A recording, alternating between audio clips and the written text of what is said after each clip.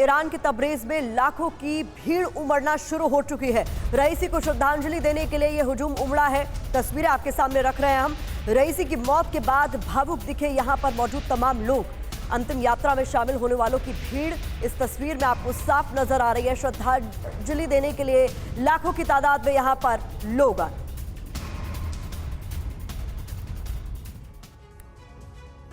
और एक और बड़ी खबर है, ईरानी संसद में भी रईसी को दी गई है श्रद्धांजलि।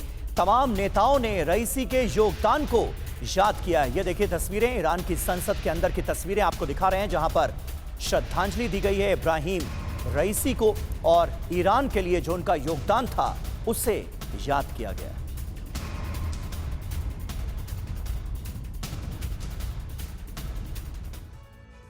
तो आइए समझ लेते हैं कि रईसी की मौत के बाद जो जांच है उसमें अगर ये निकला कि इसके पीछे साजिश है तो कैसे मुस्लिम वर्ल्ड दो फाड़ हो जाएगा, जिसका जिक्र हमारे तमाम गेस्ट भी कर रहे हैं। ईरान इजराइल में जंग की आशंका इससे और ज्यादा बढ़ जाएगी। हालात पहले से ही तनावपूर्ण है। मुस्लिम मित्र देश इजराइल के साथ संभव है। सऊदी अरब, यूएई, कतर इजराइल के साथ होंगे। इस तरीके से कहीं ना कहीं दो फाड़ होते हुए नजर आ रहा है। जी हां, तीन बड़े मुस्लिम देशों से ईरान का तनाव ऐसे में और ज्यादा बढ़ेगा। इराक, सीरिया जैसे देश ईरान के साथ नजर आएंगे, इसमें कहीं कोई शक नहीं है। ईरानी जंग की आग मुस्लिम देशों तक यही वजह है कि पहुंचना संभव नजर आ रहा है, मुमकिन नजर आ रहा है। ईरान की वजह से मुस्लिम देश दो फाड़ हो सकते हैं, इसके सीधे सीधे आसार नजर आते हैं।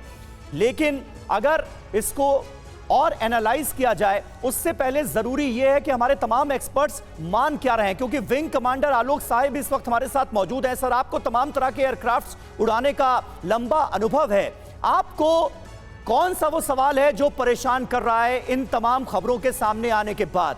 दो हेलीकॉप्टर्स में जो पायलट मौजूद थे उन्होंने सुरक्षित लैंड किया, उनसे क्या पूछताछ हुई है?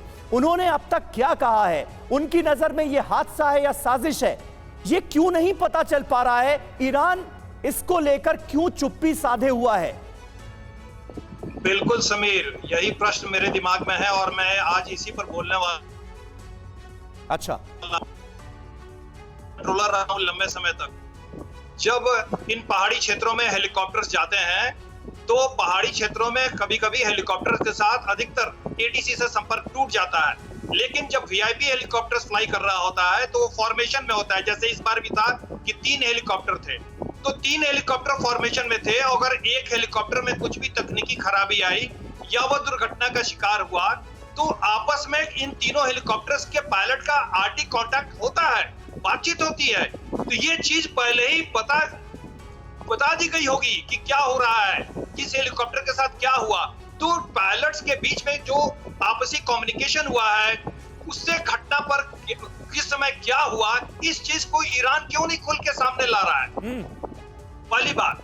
दूसरी बात, ये माना जा सकता है कि पहाड़ी क्षेत्रों में अचानक मौसम बहुत बुरी तरह खराब हो जाता है। जब हेलीकॉप्टर का काफिला वहां से चला तो एन रूट वेदर का जो फोरकास्ट था वो क्लियर था, लेकिन वहां पर मौसम अचानक बिगड़ गया, धुंध हो गई, और जैसा कि रेस्क्यू ऑपरेटर्स बता रहे हैं कि वहां बारिश भी हो रही थी।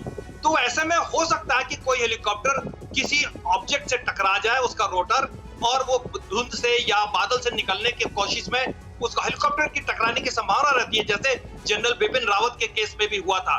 तो अगर ऐसा हुआ था तो दोनों हेलीकॉप्टर जो बच के वहां से निकले हैं उनको काफी पहले पता चल गया होगा, उन्होंने क्या रिएक्ट किया, उन्होंने एटीसी को क्या बताया। तीसरी बात कि इस बात की भी संभावना है कि सबोटाज, अब मैं ये नहीं कह रहा हूं कि है, लेकिन संभावना इसलिए व्यक्त की जा रही है कि अजरबैजान में मोसाद का एक बहुत बड़ा प्रेजेंस था।